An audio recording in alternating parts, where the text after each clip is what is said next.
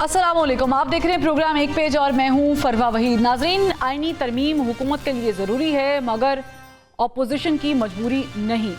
मौलाना फजल रहमान के बगैर number game पूरी होने के दावे हुकूमती हल्के कर तो रहे हैं मगर JUIF के वोटों के बगैर आईनी तरमीम की बेल मुंढे चढ़ती दिखाई नहीं देती। हुकूमत ने मौलाना फजल रहमान से मुशावरत के बाद आईनी तरमीम में कुछ तब्दीलियाँ की मगर उसके बावजूद भी मौलाना फजल रहमान की तरफ से डेड लॉक नजर आता है। लिहाजा हुकूमत की फेवर में वाहिद ऑप्शन यही बचता है कि 63A में वोट शुमार होने का ऑप्शन अदालती फैसले में सामने आ जाए। अगर 63A के फैसले में ये बात आ जाती है कि वोट देने वाला बेशक नाअहल हो जाए मगर उसका वोट शुमार होगा तो ये हुकूमत के लिए अक्सीर का दर्जा रखेगा क्योंकि फ्लोर क्रॉसिंग के जरिए नंबर गेम आसानी से पूरी हो जाएगी। मगर यहाँ सवाल ये है कि हुकूमत को आईनी तरमीम के लिए इतनी जल्दी क्यों है और सबसे बढ़कर ये कि ये तरमीम नागुज़ीर क्यों है। आईनी अदालत का क़याम और जजेस के तकर्रुर तबादले के लिए या इसके अलावा जजेस की मुद्दत मुलाजमत में इजाफे की बात तो समझ आती है मगर सिविलियन का जो मिलिट्री ट्रायल करने की आईनी तरमीम की बात सामने आ रही है इस पर मौलाना फजल रहमान समेत बहुत सारों को तहफ़्फ़ुज़ात हैं।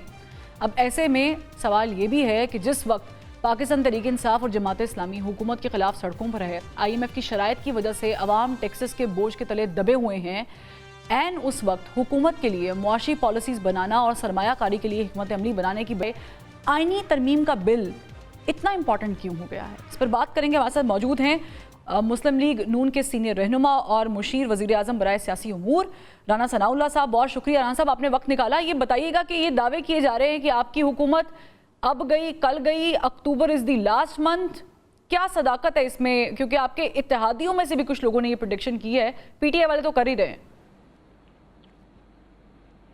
नहीं, ये ऐसे ही फजूल बयानिए जो है वो बनते रहते हैं और उसके बाद वो ख़त्म हो के फिर नए बन जाते हैं। कोई ऐसा मामला नहीं है अक्टूबर के आने या अक्टूबर के जाने में। हुकूमत जिस सिमत कोशिश कर रही है वो सबसे पहली प्रायोरिटी तो मुल्क की इकॉनमी है और इससे पहले तो कई बार ऐसा हो चुका कि ये अफवाहें भी फैलती रहीं कि जी मुल्क डिफ़ॉल्ट करने वाला है। तो इसकी तमाम तर ज़िम्मेदारी जो है वो उन्हीं लोगों पे है जो इस वक्त भी मुल्क को डुबोने की जो है वो भरपूर कोशिश कर रहे हैं। इस किस्म के बयानिए भी उन्हीं की तरफ से बनाए जा रहे हैं। वो 3.5 साल जो दौर है उसमें मुल्क की इकॉनमी को तबाह किया गया। तो हुकूमत जो है वो इस वक्त एक पॉजिटिव अच्छी पोजीशन में जा रही है।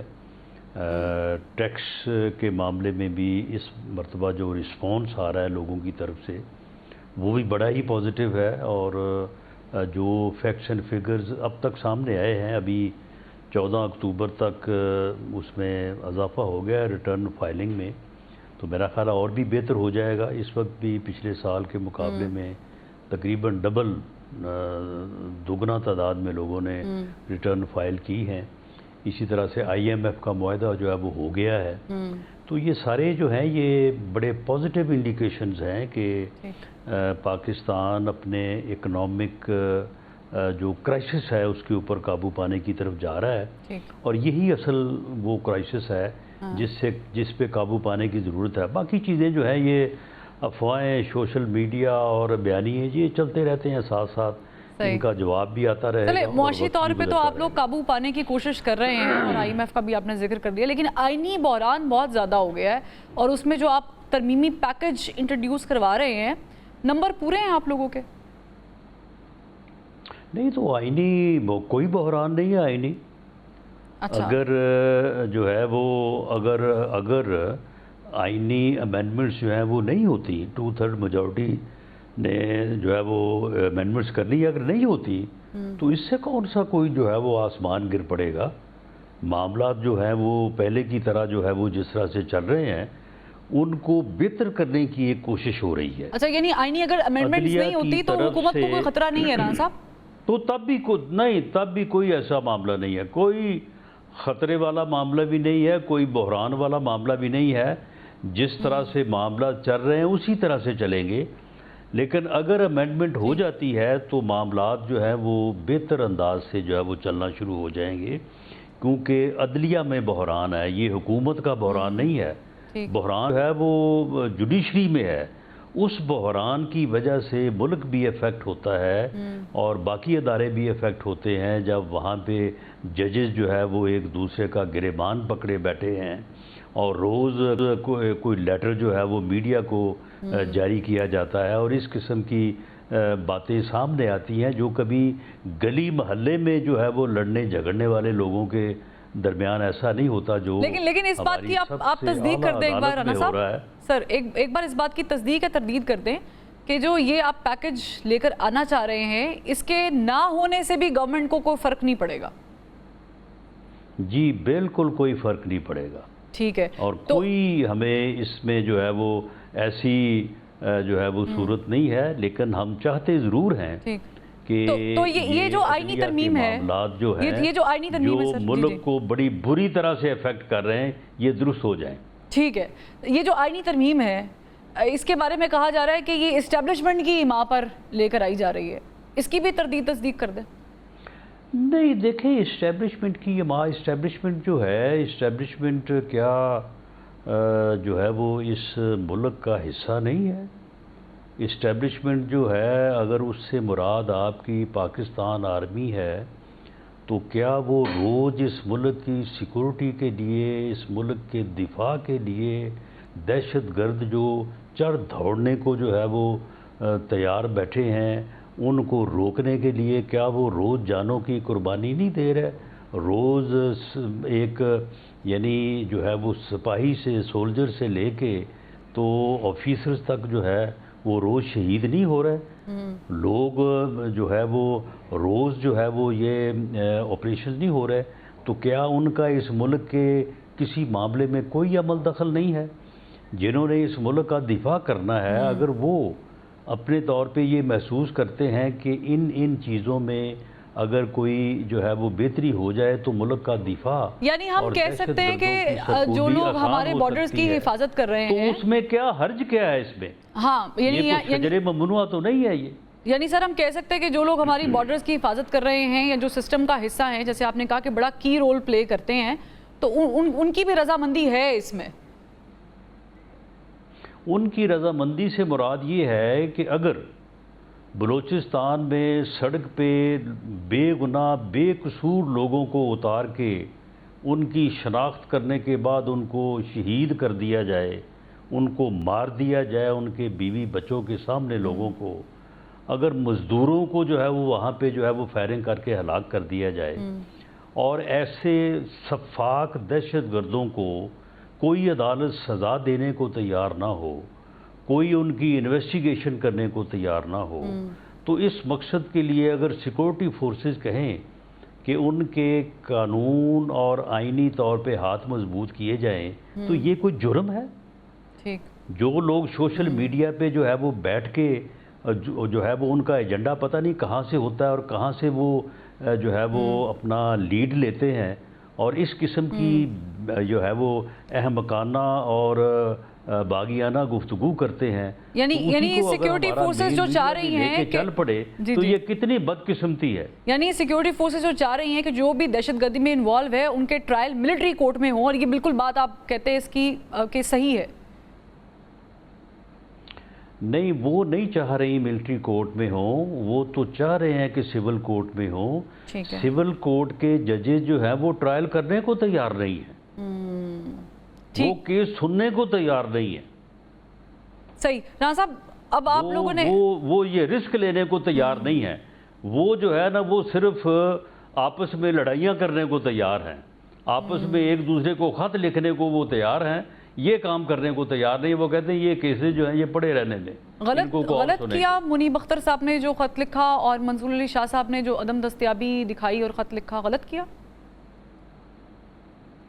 جی بالکل، انہیں ساتھ ساتھ ان کے چیمبرز ہیں، انہیں اگر کوئی معاملات ہیں تو انہیں خط لکھنے کی بجائے خود آپس میں بیٹھ کے ریزالو کرنا چاہیے، اور اگر خط لکھنا بھی ہو تو انہیں وہ خط جو ہے وہ جس کو لکھنا ہے اسے پہنچانے سے پہلے میڈیا کو جاری نہیں کرنا چاہیے. اس سے جگ ہسائی ہوتی ہے. یہ میں نہیں کہہ رہا, یہ پوری دنیا کو آپ کہیں بھی کسی کو بھی پوچھ کے دیکھ لیں کہ کیا اس عمل کو کسی نے بہتر جانا ہے, کسی نے پسند کیا ہے. میرا نہیں خیال کہ کسی نے بھی پسند کیا ہوگا. ٹھیک ہے رحان صاحب, اس سے پہلے بڑی امپورٹنٹ بات کرتے ہیں, اس پہ تھوڑا سا اور ڈسکشن آگے لے کے چلتے ہیں. آپ نے کہا کہ ادارے نہیں چاہتے کہ ملٹری کورٹ میں ٹرائل ہو, لیکن جو سول کورٹ میں چل رہا ہے اس میں بھی گٹھ جوڑ ہے. عمران خان صاحب پر بھی 9 مئی کا جو جسے کہتے ہیں نا کہ ایک پلندہ پڑا ہوا ہے, اور ان کے ملٹری ٹرائل کی بھی بات ہو رہی ہے. تو کیا ہم یہ سمجھیں کہ ان کا ملٹری ٹرائل ہوگا, یا یہ سمجھیں کہ ادارے ان کے کیس میں بھی ٹرائل نہیں چاہتے؟ نہیں, ان کے ملٹری ٹرائل کے لیے کسی امینڈمنٹ کی ضرورت نہیں ہے. اچھا, یعنی وہ ہو رہی ہے. ان کا ٹرائل اگر ہونا ہے, یہ میں اگر اس لیے کہہ رہا ہوں کہ میرے پاس کوئی انفارمیشن نہیں, اگر میں آپ ڈاؤٹ فل لگ رہے ہیں. اگر ہونا ہے نہیں, ہاں ٹھیک ہے, کیونکہ میرے پاس جو انویسٹیگیشن ریٹائرڈ جنرل فیض حمید صاحب کے حوالے سے ہو رہی ہے, یا 9 مئی کے حوالے سے جو ہو رہی ہے, میرے پاس اس کی کوئی انفارمیشن نہیں ہے. اگر ان میں کسی کا عمران خان صاحب ہوں یا کوئی اور ہو, اگر ان کا ٹرائل ہونا ہے تو اس کے لیے کسی امینڈمنٹ کی ضرورت نہیں ہے. ملٹری ایکٹ کے تحت کسی بھی سویلین کا ٹرائل ہو سکتا ہے. بیسیوں کے اس وقت بھی ہو رہے ہیں, اس سے پہلے بھی ہوتے رہے ہیں. ان کو سزائیں بھی ہوتی ہیں, اور وہ سزائیں جو ہے بعد میں ہائی کورٹ اور سپریم کورٹ میں چیلنج بھی ہوتی ہیں, برقرار بھی رہتی ہیں, اور سیٹسفائیڈ بھی ہو جاتی ہیں. لیکن اگر میں آپ سے آپ کا پرسنل اوپینین پوچھوں سر, کہ کیا سمجھتے ہیں آپ کہ عمران خان صاحب کا جو 9 مئی اور فیض حمید گٹھ جوڑ اور جو سیاسی چیزوں میں ان کی انوالومنٹ, عمران خان صاحب کا ٹرائل ہونا چاہیے ملٹری کورٹ میں؟ ذاتی رائے. دیکھیں جی, یہ تو فیصلہ ایویڈنس کی بنیاد پہ ہونا ہے. میں کیونکہ انویسٹیگیشن سے آگاہ نہیں ہوں, اگر ایسی ایویڈنس موجود ہے کہ وہ جو آرمی ایکٹ کی جو دفعات جن میں انویسٹیگیشن ہو رہی ہے, یا جنرل فیض صاحب کے حوالے سے بھی ماسوائے اس ایک مختصر سے ٹویٹ کے جو DGISPR نے جاری کیا ہے, ہمارے پاس کوئی انفارمیشن نہیں ہے. اگر ایویڈنس از دیئر تو پھر ہونا چاہیے. تو فیض حمید کی گرفتاری کے بعد خان صاحب کمزور ہوئے ہیں یا مزید سٹرونگ ہو گئے ہیں؟ نہیں, اس میں سٹرونگ اور کمزور کی بات تو نہیں ہے. معاملہ تو یہ ہے کہ جو ٹرائل اگر انہیں چارج کیا جاتا ہے تو اس میں جو ایویڈنس سامنے آئے گی اس سے پتہ چلے گا کہ کیس جو ہے وہ کمزور ہے یا سٹرونگ ہے. ٹھیک, آپ نے کیس نے سٹرونگ یا کمزور ہونا ہے, اس سے کسی اور نے کمزور اور سٹرونگ تو نہیں ہونا. ہاں, لیکن آپ نے کہا تھا کہ عمران خان کا سیاسی وجود خطرہ ہے. سوال یہ ہے کہ آپ ان کے وجود کو مطلب الگ کرنے میں کامیاب ہو گئے یا ابھی نہیں ہوئے, کیونکہ آپ نے کہا کہ جب تک ہو سکے گا ہم ان کو جیل میں رکھیں گے, تو اس میں کتنی کامیابی ملی؟ دیکھیں, اس میں معاملہ یہ ہے کہ عمران خان صاحب کی جو سیاست ہے وہ اس ملک میں سیاست کی نفی ہے. وہ یہ چاہتے ہیں, انہوں نے اس کے اوپر پورے 3.5 پونے 4 سال عمل کیا کہ اس ملک سے ہر سیاستدان کو, ہر سیاسی جماعت کو ختم کر دیا جائے. انہوں نے یہ اس لفظ کو عملی طور پہ عملی جامہ پہنانے کی کوشش کی کہ میں کسی کو نہیں چھوڑوں گا, میں کسی سے گفتگو نہیں کروں گا, میں کسی کے ساتھ بیٹھوں گا نہیں. آپ پارلیمانی جمہوری سسٹم تو شروع یہاں سے ہوتا ہے, ڈائیلاگ سے, ایک دوسرے کے ساتھ نہ صرف بیٹھنے سے بلکہ تسلیم کرنے سے, اور دوسرے کے وجود کو پہلے تسلیم کرنا پڑتا ہے اپنے وجود سے, تو پھر ڈیموکریٹک سسٹم یا پارلیمانی ڈیموکریسی جو ہے وہ شروع ہوتی ہے. تو ان کا جو موقف ہے یا ان کی جو سیاست ہے, وہ اگر وہ ہیں تو باقی کوئی نہیں ہے, اور اگر باقی ہیں تو پھر وہ نہیں ہے. تو اس لیے میں نے یہ بات متعدد بار کی ہے کہ یہ مشکل ہے کہ وہ سبھی کا وجود ختم کر دیں. ان کا اپنا وجود جو ہے وہ ایسی صورت میں خطرے میں ہو سکتا ہے ماسوائے اس کے کہ وہ دوسروں کا وجود تسلیم کریں اور سب کے ساتھ چلنے میں جو ہے وہ اپنی عافیت سمجھیں. اگر وہ سمجھتے ہیں کہ میں نے سب کو ختم کر کے پھر ہی جو ہے وہ آگے بڑھنا ہے تو شاید یہ کافی مشکل ہوگا. لیکن ایک چیز آپ کو رانا صاحب ماننی پڑے گی، اور مجھے بریک کا کہا جا رہا ہے، لیکن وہ یہ ہے بات کہ عمران خان صاحب کے بارے میں کہا جاتا تھا کہ انہوں نے کون سی جیل کاٹی ہے، لیکن بہرحال ایز پر ناؤ انہوں نے جیل کاٹ لی ہے. ایک بریک لیتے ہیں چھوٹی سی، واپس آتے ہیں. ہمارے ساتھ مشیر برائے سیاسی امور موجود ہیں رانا ثناء اللہ صاحب، ان سے مزید گفتگو کریں گے ایک بریک کے بعد.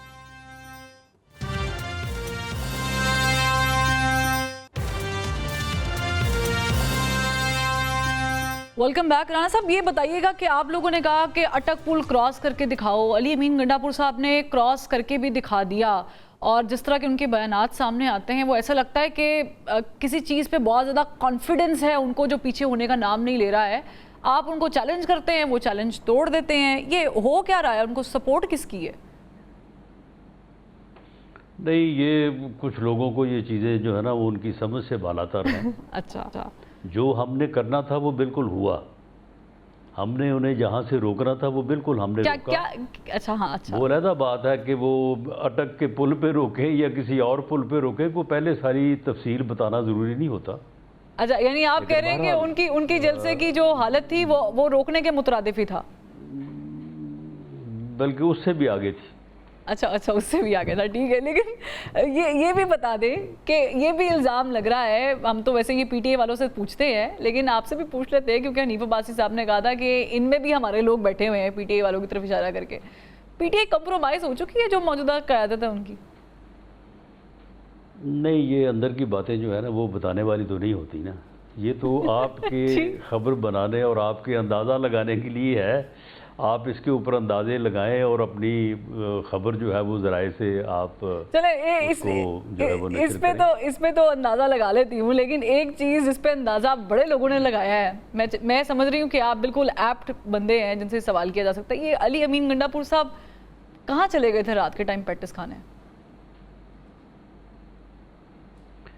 دیکھیں، اگر کوئی ادروائز ایویڈنس نہیں ہے تو وہ جو فرما رہے ہیں اس کو بلیو کرنا چاہیے. وہ انہوں نے کہا کہ میں کچھ امپورٹنٹ لوگوں سے میٹنگ کرنے کے لیے گیا تھا، وہاں پہ جیمرز تھے تو ٹیلی فون پہ رابطہ نہیں ہو سکا، تو اس لیے جو ہے وہ تھوڑا یہ شور ہو گیا. ورنہ وہ کہتے ہیں کہ دیر واز نتھنگ.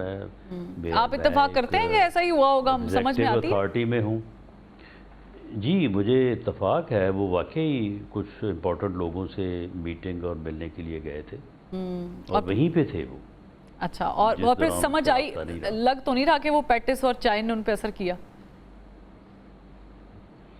دیکھیں، کچھ چیزیں جو ہیں وہ سمجھائے بغیر سمجھنے والی ہوتی ہیں، تو اس لیے جو ہے وہ ٹھیک ہے. ان کی میٹنگ، وہ میٹنگ کرنے اپنی مرضی سے گئے تھے نا. ٹھیک ہے، اور وہ میٹنگ کر کے وہ وہاں سے واپس آ گئے. چلیں ٹھیک ہے. مجھے ایک چھوٹا سا سوال کرنا ہے 63A کے حوالے سے، پھر ہم اس کو تھوڑا سا اور آگے لے کے جاتے ہیں. مجھے بتائیں کہ 63A کا فیصلہ ہم ایسے زیوم کرتے ہیں کہ 5-0 سے آ جاتا ہے اور ووٹ کاؤنٹ ہو جاتا ہے، جرم کا ارتکاب ہوگا پھر سزا ملے گی، یہی ڈسکشن ہو رہی ہے. تو آپ لوگوں کو فار ٹائم بینگ تو سپورٹ مل جائے گی اس کے بعد، لیکن کل کو آپ لوگوں کی حکومت کیسے اسٹرانگ رہے گی؟ پھر تو کوئی بھی عدم اعتماد لے کے آ سکتا ہے پرائم منسٹر کے خلاف. نہیں، یہ فیصلہ جو ہے 63A کا، یہ تو بدنما داغ ہے ایک اچھا سپریم کورٹ کے چہرے کے اوپر، اور یہ آئین کو جو ہے وہ بریچ کرنے کے، آئین کا مذاق اڑانے کے مترادف ہے. یہ ایسا فیصلہ کیا گیا ہے کہ جس کی کوئی مثال نہیں ملتی، اور یہ عدلیہ کے ان یعنی برے فیصلوں میں سے ایک فیصلہ ہے کہ جس کی جتنی مذمت کی وہ کم ہے. اچھا، یہ تو ایسا فیصلہ ہے کہ اس فیصلے کو تو یعنی فیصلہ کہنا ہی جو ہے وہ فیصلے کی توہین ہے. یہ تو کسی صورت بھی قائم نہیں رہ سکتا. It amounts to rewrite the constitution. یہ اس وقت جن ججز نے فیصلہ کیا انہوں نے ظلم کیا اس ملک کے ساتھ اور اس ملک کی کانسٹیٹیوشن کے ساتھ.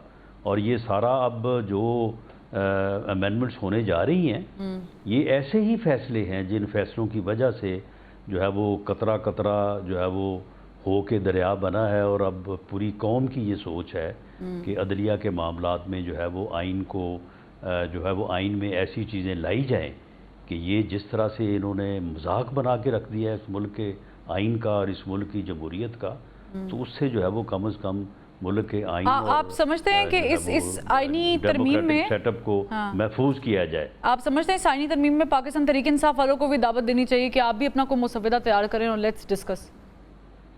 جی ان کو دعوت دی ہوئی ہے، ان کے ساتھ مذاکرات ہوتے رہے ہیں۔ وہ جو ایک پارلیمانی جوائنٹ کمیٹی بنی ہے جس میں تمام پارٹیز موجود ہیں، ان میں پی ٹی آئی موجود ہے، جو اس کی میٹنگ اس سے پہلے ہوتی رہی ہیں، ان تمام میٹنگز میں پی ٹی آئی کے معزز ممبران جو ہیں وہ شامل تھے اور وہ ساری گفتگو کرتے رہے ہیں۔ اب بھی اس وقت وہ مولانا فضل الرحمان صاحب سے پوری طرح آن بورڈ ہیں۔ مولانا فضل الرحمان جو ڈرافٹ تیار کر رہے ہیں تو اس ڈرافٹ کے اوپر ہم بھی اپنی رائے جو ہے وہ کیوں ناراض ہیں مولانا صاحب؟ کن چیزوں پہ اعتراض ہے رانا صاحب مولانا صاحب کو؟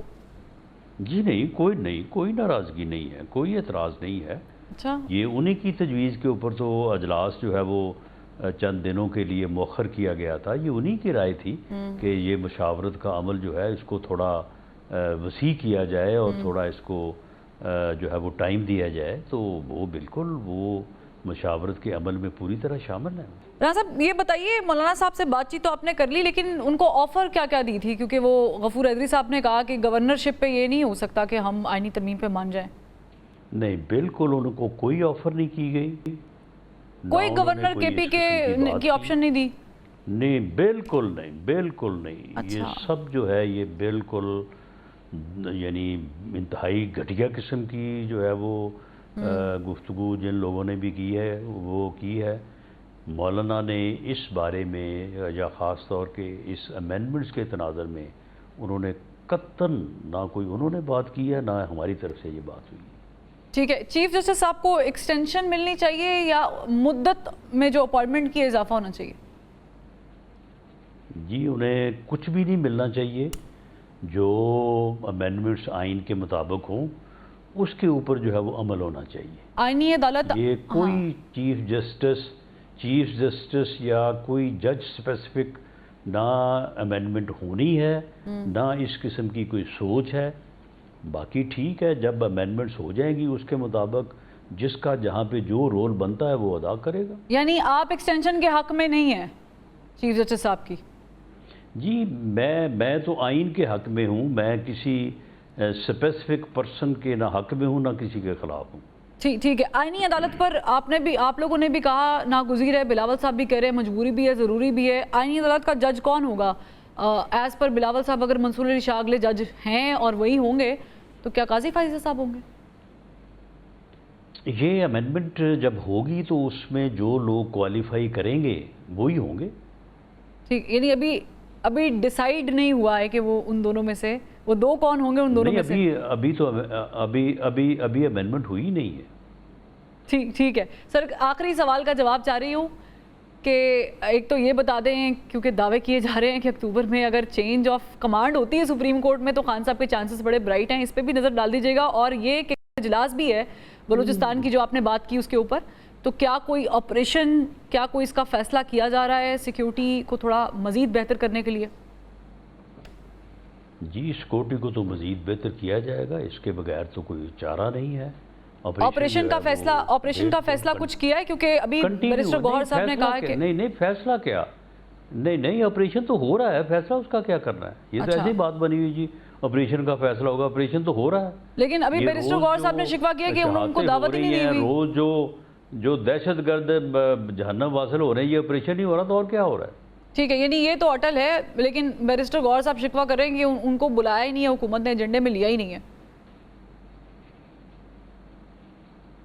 نہیں کوئی اس میں ایسی بات نہیں ہے، معاملہ یہ ہے کہ وہ آپ اگر بات کر رہی ہیں اس کی بریفنگ کی تو بریفنگ میں تو پارلیمانی لیڈرز کو بلایا گیا ہے، ان کو بلایا جائے گا۔ ٹھیک ہے، پارلیمانی لیڈر جو بھی ہوں گے سنی اتحاد کونسل کو ان کو بلایا جائے گا۔ سنی اتحاد کونسل کے جو پارلیمانی لیڈر ہوں گے ان کو بلایا جائے گا۔ ٹھیک ہے، اسپیسیفکلی آپ نے بتا دیا ہے۔ لاسٹلی مجھے بتا دیں خان صاحب کے لیے جو تکیہ کر رہے ہیں پی ٹی اے والے کہ یہ کھڑا ہے 25 اکتوبر، کیا بنے گا؟ نہیں نہیں، یہ وہی ہے بات کہ یہ دل کے خوش رکھنے کو غالب یہ خیال اچھا ہے، 25 اکتوبر آئے گا اور آگے گزر جائے گا. ٹھیک ہے، یعنی باہر آنے کوئی خاص چانسز ہے گے نہیں انہیں. ٹھیک ہے، بہت شکریہ رانا ثناء اللہ صاحب. نہیں باہر آ سکتے ہیں وہ، کوئی ہم ان کو کوئی عمر قید کی سزا تو نہیں ہوئی، باہر وہ آ سکتے ہیں، لیکن یہ جو اس قسم کی گفتگو ہے نا، اس کا کوئی امکان نہیں ہے. ٹھیک ہے، یہ نہیں، لیکن آ تو سکتے ہیں، لیکن یہ پتہ ہی نہیں نا کہ کب آ سکتے ہیں، کیسے آ سکتے ہیں، کیوں آ سکتے ہیں، یہ بھی بڑا سوال ہے نا. ہاں نہیں، وہ ٹھیک ہے، ان کو چاہیے کہ وہ اپنے مقدمات کو جو ہے وہ بہتر انداز سے جو ہے وہ اپنا لڑیں، اپنی اسٹریٹجی جو ہے وہ بہتر بنائیں. ہم بھی تو جب جیلوں میں تھے تو ہم بھی تو اپنی حکمت عملی سے ہی باہر آتے تھے نا، اپنی لیگل ٹیم اور یہ سارے معاملات کو، تو ان کو انہیں بھی چاہیے کہ وہ بہرحال اپنے آپ کو جو ہے وہ ٹھیک ہے جیل میں وہ اچھا وقت گزار رہے ہیں. یعنی وہ لیگل ٹیم سے یہ کہتے ہیں کہ میں ہاتھ جوڑ کے معافی مانگنا وہاں. نہیں لیگل ٹیم ان کی ٹھیک ہے، کوئی اتنی بری نہیں ہے، اچھے لوگ ہیں. نہیں ان سے نہیں، کہیں اور معافی مانگنی ہے سر. نہیں، میرا نہیں خیال کہ کوئی ایسی بات ہے. ٹھیک ہے، آپ کا خیال ہے کہ ایسی کوئی بات نہیں ہے. بہت شکریہ رانا ثناء اللہ صاحب ہمارے ساتھ موجود تھے اور انہوں نے اپنا وقت نکالا، گفتگو آپ نے سنی. ایک بریک لیتے ہیں، ایک بریک سے پھر واپس آئیں گے، ہمارے ساتھ رہیے گا.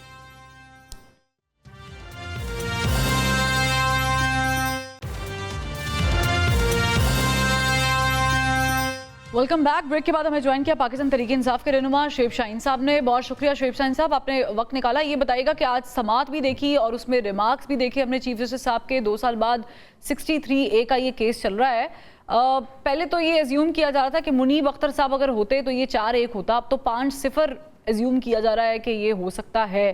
تو یہ تو آپ لوگوں کے لیے بڑا مشکل ہو جائے گا. دیکھیں، پہلی بات تو یہ ہے کہ قاضی فائز صاحب کو افسوس سے کہنا پڑتا ہے کہ اس طرح بینچ میں اپنے آپ کو نہیں بٹھانا چاہیے تھا.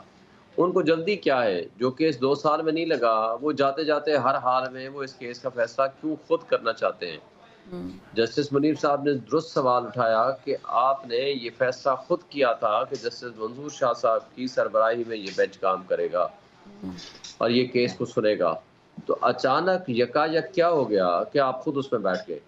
دوسرا، منصور شاہ صاحب نے جو اس کے اوپر اعتراض لگایا کہ آپ کمیٹی کا پہلے فیصلہ کر لیں، فل کورٹ میٹنگ بلا کے یا فل کورٹ میں یہ کیس رکھ کے پھر آپ اس کو پروسیڈنگز کریں.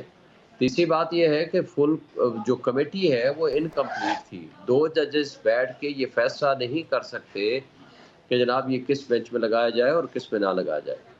اور جب تک تینوں بیٹھے پھر ٹھیک ہے، میجورٹی ویو سے فیصلہ کر لیں. نیکسٹ یہ ہے کہ جب جسٹس منیب صاحب بیٹھے ہوئے ہیں سپریم کورٹ میں، یہ سپریم کورٹ رولز کی خلاف ورزی ہے کہ ان کو بینچ سے الگ کر دیا جائے. وہ کہ انہوں نے کہا ہے کہ جب تک کمیٹی کا پہلے فیصلہ کریں، لیکن میں اپنے آپ کو ریکیوز نہیں کر رہا. تو ان کو کیا جلدی تھی؟ یعنی اس کا مطلب یہ ہے کہ وہ اپنے راستے میں ہونے والی اس رکاوٹ کو ختم کرنا چاہ رہے ہیں کہ جو یہ سمجھتے ہیں کہ پی ٹی آئی کے ورکرز کو اٹھایا جائے، ان کے مینس کو تشدد کیا جائے یا خریدا جائے تاکہ جا کر کے ان کی سو کارڈ غیر آئینی ترمیم ہو سکے اور ایک ایسی آئینی عدالت. آپ کو خوف ہے خریدا جائے یا ان کو ڈرایا جائے؟ کیونکہ بیرسٹر غور صاحب نے بھی اعتراف کیا ہے کہ 2 جو اراکین قومی اسمبلی ہیں وہ پارٹی کے رابطے میں نہیں ہیں، تو یہ تعداد 2 سے زیادہ بھی ہو سکتی ہے اور سم ٹائمز سرپرائز بھی ہو سکتا ہے اگر اس کا فیصلہ حکومت والا آ جاتا. تو دیکھیں، میرا نہیں خیال کہ اب کی بار کوئی بھی شخص اس طرح لوٹا بنے گا پیسے لے کر یا دباؤ میں آ کر. سر ضمیر جاتا ہے، بنے گا عوام اس کا جینا محال کر دے گی. میں نہیں سمجھتا کہ کوئی بھی شخص ایسی حرکت کر سکتا ہے. اچھا، یہ جو نون لیگ دعویٰ کر رہی ہے کہ پاکستان تحریک انصاف کے کچھ لوگ جو ہیں وہ ہمارے ساتھ شامل ہو گئے ہیں یا رابطے میں ہیں، آپ تک کیا خبر پہنچی ہے؟ پی ٹی آئی کیسے ہینڈل کرے گی اپنے لوگوں کو اگر یہ 63A کا فیصلہ یہ آ جاتا ہے کہ ووٹ شمار ہوگا؟ پہلی بات تو یہ ہے کہ ایسی کوئی بات ہے نہیں. یہ ہمارے لوگ سارے سیف ہیں، ہمارے ساتھ رابطے میں ہیں اور ہمیں کوئی ایسا ایشو نہیں ہے. یہ جھوٹ بول رہے ہیں. یہ ماضی میں بھی ناکام و نامراد ٹھہرے تھے اور آج بھی ناکام و نامراد ٹھہریں گے انشاءاللہ. اور یہ کٹ پتلی، یہ بوٹ پالشے، ان لوگوں نے جس طرح غلامی کا طوق اپنے سر پہ سجا کے جس طرح کٹپتلیوں کی طرح ایک دوڑ لگی ہوئی ہے کہ کون بوٹ پالش میں آگے بڑھ جاتا ہے، بلاول ہو یا شہباز شریف ہو یا نون کے باقی لوگ ہوں، تاکہ ان کا اقتدار، یزیدیت کا اقتدار آگے دوام پکڑے۔ لیکن ان کو میں واضح کر دینا چاہتا ہوں کہ ماضی میں بھی یہ کردار، برے کردار سیاہ الفاظ میں یاد رکھے جاتے ہیں، اور آج کے کردار بھی برے الفاظ میں یاد رکھے جائیں گے۔ لیکن آپ لوگ اس کو ریزسٹ کیسے کریں گے؟ اب خان صاحب نے 4 اکتوبر کا کہا ہے کہ ڈی چوک پہنچ جائیں، لیکن کیپنگ دیٹ ان مائنڈ کہ یہ اب 2014 والا دور نہیں ہے کہ جہاں پر ڈی چوک اویلیبل بھی ہوگا اور وہاں پر کنٹینرز بھی ہوں گے آپ کے پاس اور پوری فیسیلیٹیٹ بھی کیا جائے گا آپ کو۔ یہ اب سینیریو کیس جو ہے وہ بالکل ڈیفرنٹ ہو چکا ہے۔ تو پاکستان تحریک انصاف والوں کی تو پہلے بھی کوئی احتجاج، کوئی بھوک ہڑتال کام نہیں آئی، اب کیا نیا ہو جائے گا؟ دیکھیں، پنڈی کی احتجاج آپ کے سامنے ہے۔ ان کٹ پتلیوں کو اگر کوئی ڈر خوف نہ ہوتا نا تو یہ پورے پنڈی ڈویژن کو اور اسلام آباد کو اس طرح بند نہ کرتے۔ ان کٹ پتلیوں کو اگر یہ یقین ہوتا کہ یہ اپنے اس طرح کے فسطائیت پہ یقین رکھتے ہوئے، عوام پہ ظلم ڈھاتے ہوئے، یہ بربریت کا ماحول قائم کرتے ہوئے اور کوئی پروٹیسٹ کو ناکام کر دیں گے تو یہ ان کی بھول ہے۔ یہ ماضی میں بھی یہ کوششیں کر چکے ہیں، 9 مئی کے ڈرامے بھی یہ کر چکے ہیں، اور آج تک یہ آخری جو پنڈی میں جو کچھ انہوں نے ایکسپائرڈ شیل مارے ہیں اور جس طرح لوگوں کی زندگیاں اجیرن کی ہیں، سیدھی گولیاں ماری ہیں لوگوں کے اوپر، جو ظلم بربریت کا ماحول قائم کر رکھا ہے، اور 80 سالہ خواتین کو بھی جا کر کے دہشت گردی کے مقدمات میں جیلوں میں بند کر دیا ہے، تو ان ساری چیزوں سے نفرت ان کے خلاف مزید پھیل رہی ہے۔ انشاءاللہ تعالی عمران خان نے کال دیا ہے تو ہم سب نکلیں گے، عوام نکلے گی، قوم نکلے گی، قربانیاں دے گی، اور ان یزیدیوں کو انشاءاللہ بھگا کے دم لیں گے۔ آپ کا حوصلہ تو بلند ہے، لیکن ایسا نہ ہو کہ پھر اینڈ ٹائم پر آپ ملتوی کر دیں کسی کے کہنے پر کہ پیغام آیا تھا۔ التوا کریں گے تو عمران خان صاحب کو حق حاصل ہے، ان کے علاوہ کسی نہیں، پہلے بھی خان صاحب نے کیا تھا، پہلے بھی وہ کہتے کہ خان صاحب نے کیا تھا، اسٹیبلشمنٹ نے پیغام بھیجا تھا۔ اسٹریٹجائز میڈم، اسٹریٹجائز آپ کر سکتے ہیں۔ 8 ستمبر کو جلسہ کیا اور بھرپور کیا، اس کے باوجود پنڈی اسلام آباد کے سارے راستے بند تھے۔ آپ نے لاہور کا جلسہ ہم نے کیا، وہ وہاں کانا میں جا کر دیا انہوں نے، جہاں اس کے باوجود 10 گھنٹے لگا کے ہم پہنچے ہیں وہاں۔ اس سب کچھ کے باوجود ہم نے برداشت کیا، پنڈی میں بھی پہنچے ہیں تمام تر رکاوٹوں کے باوجود۔ انشاءاللہ تعالی ہاں، اسٹریٹجی ہم بدل سکتے ہیں، اسٹریٹجی بدلنے کا حق بھی صرف عمران خان صاحب کو حاصل ہے، لیکن اس کا یہ مطلب نہیں ہے کہ ہم تحریک سے پیچھے ہٹ گئے ہیں، اس کا یہ مطلب نہیں ہے کہ ان کٹ پتلیوں کے آگے ہم نے سرنڈر کر دیا ہے، اس کا مطلب یہ نہیں ہے کہ ہم نے یزیدیت کو قبول کر لیا ہے اور ان کی بیعت کر لی ہے۔ یزیدیت کے خلاف کھڑا ہونا، یہ کلمہ جہاد بلند کرنا، یہ حسینیت ہے، اور ہم انشاءاللہ تعالی جابر سلطان کے سامنے کلمہ حق بلند کرتے رہیں گے۔ ٹھیک، یعنی آپ پرعزم ہیں کہ ہم یہ احتجاج جو ہے وہ جو کال دی ہے اس پہ عمل پیرا ہوں گے۔ بہت شکریہ شاہین صاحب، آپ نے وقت نکالا۔ ناظرین، یہاں پر ایک بریک لیں گے، پھر واپس آتے ہیں۔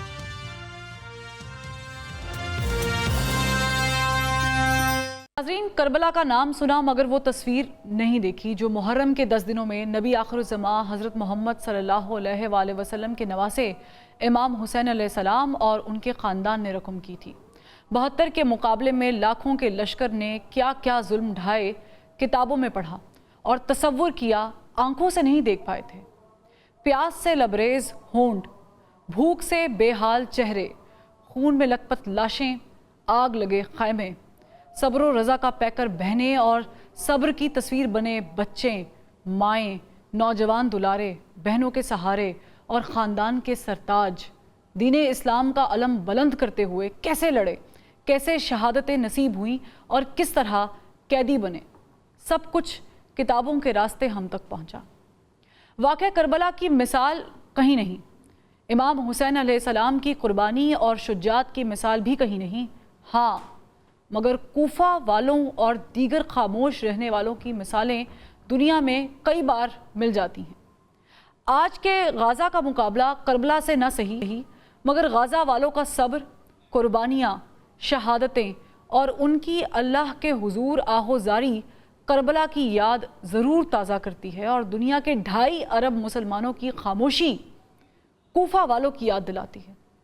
کربلا کی مانند آج غازہ میں بھی زمین لہو رنگ ہے، آگ کے شعلے ہیں، خیمہ بستیاں ہیں، بارودی فضا، گرد و غبار کا دھواں، دھماکوں کی گونج سے لبریز ہوا، खंडर बने मकानात, खस्ता हाल और गढ़ों से भरी सड़कें, स्कूल, मस्जिद और अस्पताल मलबे का ढेर और बेबसी, नाउमीदी और हसरत और इल्तिजा की तस्वीर बने बेयारो मददगार लोग जिनकी आंखें आसमान की तरफ, गर्दनें झुकी हुई और हाथ दुआ की खातिर उठे हुए। ये गाज़ा, लेबनान और यमन के अवाम की तस्वीर है, जहां खाने के नाम पर गोली मिलती है, भूख मिटाने को मिसाइल नसीब होता है, प्यास बुझाने को आग मिलती है, बीमारों का इलाज बम बरसाकर किया जा रहा है, स्कूल में तालीम गोलियां चला कर दी जा रही हैं और पनाह गुज़ीनों की दादरसी टैंक के गोलों से की जा रही है। यहाँ भी हुसैन अलैहिस्सलाम की सुन्नत पर चलने वाले हसन नसरुल्लाह, कासिम सुलेमानी, इस्माइल हनिया अपने ख़ानदानों समेत शहीद हो रहे हैं। यहाँ भी हज़रत सज्जाद अलैहिस्सलाम जैसे बीमार ख़ानदानों की हिफाजत के लिए चल रहे हैं। यहाँ भी बहनें और फुपियाँ हज़रत ज़ैनब अलैहिस्सलाम की तरह अल्लाह की बारगाह में नोहा कुना हैं। कई नन्हे असग़र प्यासे हैं, कई नौजवान कुर्बान हो रहे हैं। यहाँ कूफा तो नहीं मगर कूफी ज़रूर हैं, कूफा वालों के किरदार ज़रूर हैं। दुनिया के 2.5 अरब मुसलमान बैतुल मक़दस के कुर्बो जवार में किबला अव्वल की हिफाजत के लिए कुर्बान होने वाले मुट्ठी भर निहत्ते अफराद के हक़ में आवाज़ उठाने की बजाय खामोश हैं। कोई इजराइल की बर्बरियत के आगे आने को तैयार ही नहीं। आलमी जंगी कवानीन की खिलाफ वर्जी पर आलमी तंजीमें खामोश तमाशाई हैं। इंटरनेशनल कोर्ट ऑफ जस्टिस के फैसलों और UN की करारदादों पर अमल दरामद कराने को कोई मुतहरिक दिखाई ही नहीं देता। यहाँ जानवरों के हुकूक हैं, यहाँ फिजा आलूदा करने पर सज़ा भी है, यहाँ बच्चों को रोकने टोकने पर कानून की हद नाफिज होती है, यहाँ पानी ज़ाया करने पर तशवीश होती है, यहाँ झंडे की बेहुरमती पर सज़ा भी है, मगर हज़ारों बेगुनाह बेकसूर मुसलमानों से उनके घर मिस्मार करने, उनकी जगह छीनने पर कोई हद लागू नहीं होती। बकौल फैज़ अहमद फैज़, मिट जाएगी मखलूक तो इंसाफ करोगे, मुनसिफ हो तो अब हश्र उठा क्यों नहीं देते। अल्लाह हाफ़िज़।